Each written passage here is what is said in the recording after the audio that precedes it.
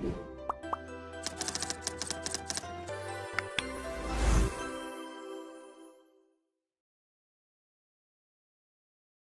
students, so we are at the phase 3 of our presentation on CMA. We have Mr. Vivek Aditya with us again, and he is going to talk us through CMA course and the future of work. What lies in future for you once you complete this course successfully. Welcome once more, Vivek. Thank you so much, ma'am. The previous two sessions was so exciting. I was really happy to share all my knowledge with the students. But I think this session is really important because as future professionals, it's very important to know what lies ahead for each one of us. I believe so. And I could also see that you were so enthusiastic about giving out everything to the students. They are lucky if they see this video and make the most of it. They found one very, very involved and committed mentor who wants to give everything to them. So, not taking much of the time, please start your presentation. What you have to offer to the students. All right, ma'am. And please remember that you are a motivation to all of us. So kind of you to have this channel to help out the students. And I'm really a very small portion of all the efforts that you're putting in. Thank you so much. Thank you, Vivek. So the first aspect here, right? When I say the future, the question is, what is changing about the future? Why are we talking about it? What is really changing? That is the first question that comes to your mind, right? So here I've just depicted kind of how the world of business is changing. So we might think that as accountants or as advisors or CMA, how are we impacted by the change in technology? But mind you, it is changing the way things work in a big way. Because previously, the management was focused on business intelligence. They were bothered about what, why, how, when. So these were the questions that we were trying to answer. But now, what management is looking at is what will happen? How much will I be impacted? So they are looking at the future from the present. So that is where we enter the world of artificial intelligence. So you have some historical data through which you predict how the things are going to pan out in the future. Let's say that you are working in a FMCG company where you have multiple products. So you need to figure out to which customer do I market which product based on the past data. So that is where artificial intelligence comes in. And as cost accountants, our biggest responsibility is to ensure that the business is profitable and we help the business managers make the right decisions. So, as you know, cost accountants, it's very important that we understand the concepts of artificial intelligence, like, say, machine learning and all of that. You don't need to write code because you have professionals who are trained, who are educated to write the code. But it's very important that you understand the concept. How does it work at a very macro level and be able to develop projects which can be implemented by the technical people so that you are able to give better decisions or better support to the management. And the next one, the most interesting thing, process intelligence. So previously, you had an accountant who would pick up documents, verify the details, and then pass the bill. Okay, say this bill is correct, I'm passing this amount. But now what has changed? You have a bot which will automatically read the things from the documents. It will pick out all the details. You have something called as OCR, optical content recognition. It recognizes all the content, it puts it into Excel, it compares it with the actual data, and if it is matching, it goes into the system and it passes the bill. Amazing, right? Whatever a human could do, a machine is able to do now. Right. So as accountants, you don't need to learn to code these programs, but you need to be able to apply them to reduce your work. Let's say you are an accountant in a company and you can tell your company, hey, listen, so I work 40 hours every month on this particular area, and I feel automation can be implemented here, and this is the amount of cost savings that you will have. What you're doing here is you're not, eliminating yourself from the scene. What you're doing here is adding value. That is the single most important factor in the current work environment. How are you adding value to your business? And the next one is cognitive intelligence. So here it is something very new to all of us, is a human thinking being replicated by a computer. That is something none of us imagined to happen. But myself as a professional, I've seen it, a human thinking being exactly replicated by a computer. So how does it happen? Let's say that you have historical data and you have a labeled column where you say what is the action that you took. Let's say you have credit card transactions, and against that you have a labeled column of whether that credit card transaction was a fraud or it was not a fraud. So what happens is, based on this historical data, you have machine learning algorithms which run on that and say whether the next new transaction is fraudulent or not. This is obviously an extension of machine learning, but let's say a person, a fraud manager who is looking after frauds, he doesn't have to spend time manually looking at each transaction. He'll just go and look at only the transactions which have been tagged as fraudulent by the system. So it reduces a lot of your manual work that you used to do earlier.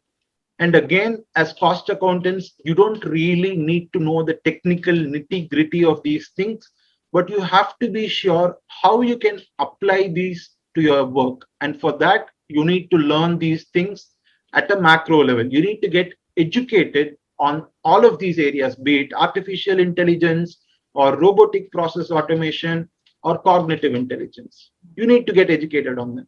Another interesting example that I'd like to give is the development of chatbots. So this works on the concept called natural language processing, where you interact with the chat with the computer the way you interact with a human being. And it is so intelligent, it is configured in such a way that it will give you exactly the answers that you're looking forward to. I'm sure you must have had a lot of experiences in the various online websites, right? Where you chat with a bot and you get the desired results. Exactly the same scene is happening in the business, where they are developing a lot of chatbots to reduce the work and to get the answers more quickly. Right. So with that, I'm going to quickly introduce you to the term called UCA. I'm not sure if you have heard of it earlier, but this is something that is really changing our lives now. The environment that we are working in has become volatile, it has become uncertain, it has become complex and ambiguous. COVID was the wake up call that we all required to understand how quickly things can change. In fact, the amount of digital transformation that has happened over the last 1 year is something that would have taken 5 years if not for COVID. So that is the kind of rapidly changing world that we are in. So it's always very important that you keep yourself updated, not just technically, but also professionally. The regulations keep changing every day. If you look at the news now, there is so much noise about the social media's company and the data privacy. So as a professional, you're also expected to be equally aware of how these things are affecting your company, because you also read company law and all of that. So it's very important that you don't restrict yourself only to passing the exam. You need to keep learning continuously, not just on the technology front, but also professionally. And with that, how are you impacted? So we saw about the VUCA world and things that are changing, but what are those three things that are really impacting you? The first one is automation. Like I said earlier, a lot of tasks which was done manually is being replaced with automation. So it's very ideal for you to pick up on these even before you write your final exams. While you're doing your practical training, spend some time in understanding how are these technologies being applied in the company with which you're working. That would be a very great starting point for you to understand the practical implications of all these things. The next one is digital transformation. So what is digital transformation? You basically do something in Excel or you do something manually, but if you develop an application for that, everything happens in that application. Let's say you send a mail manually today, but if you develop a workflow for that and you put it in an application where the mail gets triggered automatically on the happening of a particular event, that is called digital transformation. And today we are moving towards no code, low code solution. So what happens is that gives immense opportunity for people from the non-technical background to develop their own applications. You have the Microsoft Power Platform, which is emerging as a market leader in providing these kind of services. So that is something that you can pick up while you study. So when you go to your first job, you can add value by implementing your own digital transformation solution for whatever domain that you're working in. And the next one is, of course, artificial intelligence. Everybody is talking about it, but nobody really knows what's it all about. But everybody wants to talk about it. But I'm giving you some insights from whatever little that I've seen. I'm also not an expert because I'm just like you from a commerce background, but I did have some interest in learning all of these things because I knew that as a professional, without these kind of additional knowledge, we're going to be left behind. So the first one is machine learning. So it's about predicting the future based on the past. That is machine learning. You have either supervised or unsupervised. In supervised, you have labeled data, like the examples of fraud that I said earlier. Based on a labeled data, you predict the future. In unsupervised, you don't have any labeled data. You don't know what has happened in the past, but you try to cluster things. You try to group things which are similar and you make sense out of that. And the same pattern applied on the future, you get to know what is the correlation and get results out of it. And the next one is deep learning and natural language processing. This is all about the unstructured data, images, music, videos, voice notes, all of that. So the technology has advanced so much that you don't really work on just ordered or organized data anymore. You work on images. So some of the interesting applications today is to find out whether a person is wearing a mask or not. All of that works on artificial intelligence. If I have to give an example from the business, we are implementing solutions where you can find the defects in a product based on the historical data of images. So if an image is given, the machine will say whether the product is defective or not. So that can be a very good avenue for you to learn. You don't have to, again, I repeat that you don't need to learn to code, but you need to be able to give solutions to the management or innovative solutions to the management saying, hey, listen, this is an area where I feel we can use AI in a very effective way. And these are the results that we can be getting. That is something the management will really be interested to know. So any questions that you have here, ma'am? Nothing with respect to this technology, because what you are talking about is definitely the need of the hour, and I think it would be the survival of the fittest if we do not adopt the AI and the automation and digital transformation in our workspaces. Then I think we will have to say goodbye to the work only. That brings us to this slide. What should I do? The only thing that you should do is to keep learning something new, whatever comes your way, be it AI, automation, and digital marketing and cybersecurity. These are emerging areas where, as professionals, we are not directly involved, but during the course of your work, you'll be definitely interacting with cross-functional team. Like say you interact with the marketing team, you interact with the IT team. So it's always very important that you understand the language in which in which they are communicating. So for that, you need to definitely understand the basics of these things. And the next one is to apply. Whatever you learn, apply it on your job. That is the only way that you can practice. Only if you apply, you practice in that particular domain and you become an expert. So the gateway to your success is to learn, apply, practice, and develop an expertise in that particular area. With that, I would like to present to you what I feel as a success suitcase for any young and budding professional.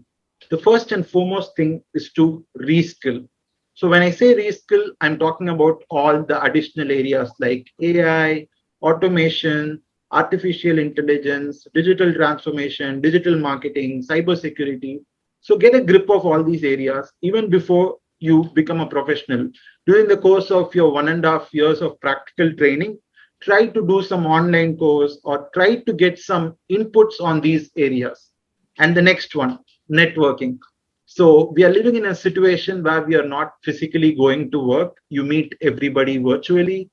I'm sure the situation will improve in the future, But nevertheless, networking is something that is very important in the current era. You need to have a good network of connections, because you can, instead of you spending time and learning something, you can already, learn it from someone who has explored it. That is the power of your network. It helps you learn from others. So develop a good network of people who have the same mindset as you, people who are very interested to learn. Cultivate this habit right from the stage of your intermediate exam. Have a good peer network who are willing to learn and who are also offering help to you whenever you have a doubt. And the second one is to have a result mindset. I'm not saying that you need to focus only on the results, but unfortunately today the management are very curious or very important on what is the output or what is the result of a particular action. They want to understand the results to be able to support your ideas and all of that. So always keep in mind that you need to have both a short sighted vision in terms of what you have to do, but also a long sighted vision in terms of what are the benefits of doing this? Why am I doing this? What is the expected benefit to the management? That kind of thinking will definitely, separate you from the crowd, where you'll be recognized for your extremely professional approach to problem solving. And the next one is innovation. So today you have an abundant opportunity to innovate because technology is scaling up rapidly. You also have cloud, where you don't require a physical computer, everything is done on the internet. So there is no limit to how much you can innovate in terms of your business ideas, combining them with technology and presenting a complete solution to the management. And the second one is upskilling. So here, let's say that you have completed your CMA, but there is always scope to learn more, right? Let's say that you're interested in fraud management. You can do something like certified fraud examiner, which is a foreign course. Or let's say that you want to gain more knowledge on information systems. You can do something like CISA, which is a certified information system auditor. Or you are more interested in risk management. You can do a course called financial risk manager. The reason I'm saying this is most of the students are looking to upskill today. They want to know what are the other qualifications that they can do whilst pursuing CMA. So these are some of the good options like CISA, CFE, or FRM. And then that brings us to the last sixth aspect, which is emotional intelligence. So if you look at it today, it's not just about IQ. You're working in a very ambiguous, a very volatile, and a very uncertain environment. So that makes emotional intelligence a very, very important aspect in making you a successful professional. You need to be very balanced in terms of your decision making. You also need to accept the fact that uncertainty is a given reality. So whenever you take a decision, you have to be okay to accept that the future is uncertain and still take very bold and strong decisions that will still follow all the management hypotheses. So I think if these six things are something that you're working on right through your practical training, you will definitely become a very successful and a well-rounded professional by the time you go for placements. I wish all the students who are watching this video a very good luck, and I'm sure all of you will come out with flying colors. Thank you so much. It was a great learning experience for me as well because I have felt so much enriched after your three sessions that it's really going to add another perspective into looking at business from a different point of view. Thank you, Vivek.